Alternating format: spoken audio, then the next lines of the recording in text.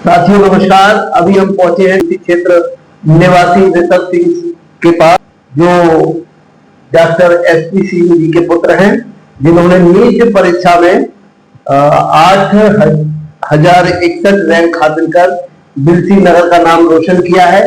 आपसे जानते हैं कि आपने जो है इस परीक्षा में सफलता पाने के लिए कितनी मेहनत की, कितना समय दिया, इन सारी चीजों के बारे में बात करते हैं और आपको रूबरू कराते हैं उनके विचारों से। ऋषभ जी, बहुत बहुत बधाई करें आपको परीक्षा उत्तीर्ण करने के लिए। Thank you sir. सबसे पहली बात यह है कि नीट परीक्षा उत्तीर्ण करने के लिए आपने किस तरह तैयारी की, इसके बारे में जरा बताएं। सर, मैंने प्रिपरेशन अपनी काफी टाइम से स्टार्ट की थी। मतलब मैंने 2021 से स्टार्ट की थी।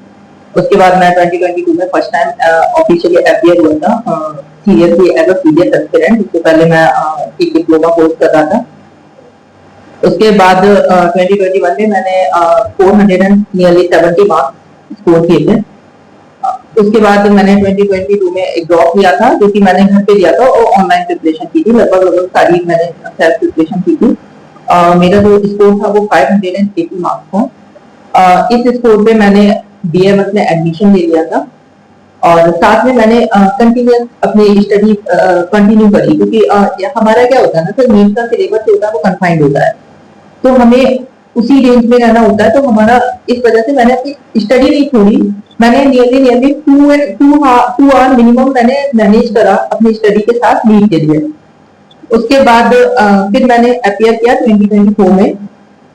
तो मेरा जो स्कोर था वो 638 मार्क्स था और मेरी रैंक नियरली 40,000 के अराउंड थी।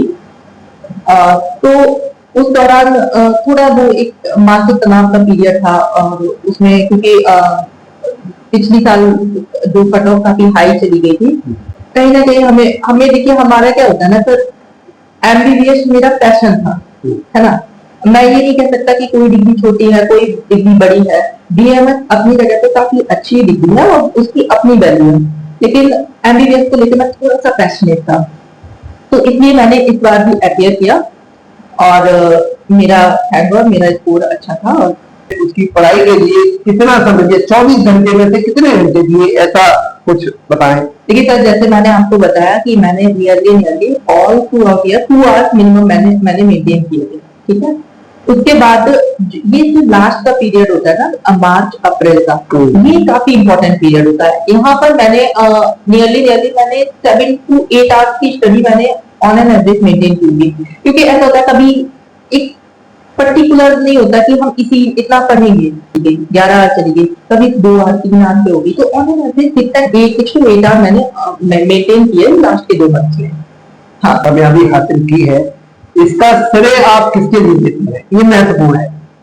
देखिए सर, सबसे पहले तो मैं धन्यवाद करूंगा ईश्वर का, जिसकी कृपा से आज शायद मैं कुछ इस योग्य बन पाया।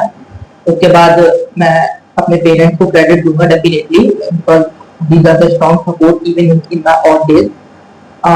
After that, the all thing goes to my teachers, my peers, my friends, everyone like a part of it. Even मेरी दी काफी time she motivate me in my odd time. So इसका क्रेडिट किसी एक पर्टिकुलर के लिए देना मुश्किल है। ये सभी लोगों का कहीं ना कहीं मेरे पे कृपा रही है, उनका आशीर्वाद था, जिसके थ्रू मैं ये सब कुछ अचीव कर पाया। सभी का श्रेय है, ये ऋषभ जी ने बताया। दूसरी चीज ये है ऋषभ जी कि आगामी समय के लिए, जैसे बच्चे नीट की तैयारी करते हैं आगामी समय में, तो उनके लिए आप क्या कहना चाहेंगे? देखिए, नीट जो एग्जाम है उसमें आपको ऑनेस्टी रखनी होगी, ठीक है। आपको जेन्युइन पढ़ाई करनी होगी। आपको आर्ट नहीं देखने होंगे कि आप 1 आवर पढ़ रहे हैं या 6 आवर 7 आवर 8 आवर, नहीं। आपको प्रोडक्टिव होकर पढ़ना होगा, स्ट्रेटेजी से पढ़ना होगा, क्योंकि अब चीजें बदल रही हैं। एग्जाम का पैटर्न चेंज हो रहा है, अब वो चीजें उसी हिसाब से आपको चलना होगा, ठीक है। इसके अलावा प्रिपरेशन की अगर हम बात करें तो मैं इतना जरूर कहूंगा कि एमबीबीएस के लिए या नीट के लिए अपना पैशन बनाइए, ऑब्सेशन मत बनाइए कि मुझे एमबीबीएस करना है। अच्छा, मैं आज मेरा नीट निकल गया तो क्या मैं बेहतर हो गया? नहीं, मैं भी आप ही जैसा तो नॉर्मल हूँ। तो ऐसा कुछ नहीं है। पैशनेट होकर, कॉन्टिन्यूस होकर निरंतर पढ़ाई कीजिए इसमें आप डेफिनेटली, क्योंकि यहाँ का सिलेबस कंफाइंड है, तो अगर आप कंटिन्यूटी रखते हैं, अगर थोड़ा पैशनेट हो जाए, थोड़ा अपने आप में धैर्य के साथ अगर तैयारी करें, तो ये एग्जाम निकालना इतना भी डिफिकल्ट है। साथियों, जैसा कि आपने सुना, सब जी ने बताया कि पढ़ाई के लिए इतना कंटिन्यू निरंतर बना रहना जरूरी है, और विशेषकर माइंड पे नहीं लेना चाहिए, ज्यादा लोड नहीं लेना चाहिए, फ्री माइंड से तैयारी करनी चाहिए। और कोई चीज कठिन नहीं है, अगर आपकी लगन है तो सारी चीजों में कामयाबी मिलेगी। और साथ ही कहा कि जो हमारा माहौल है, जो हमारे दोस्त है, विशेष महत्व रखता है आपकी सफलता में। तो दोस्त और ये सारी चीजें अच्छे करके चुनना चाहिए, और एक अच्छा माहौल बच्चों को अगर मिले, कामयाबी अवश्य हासिल होती है।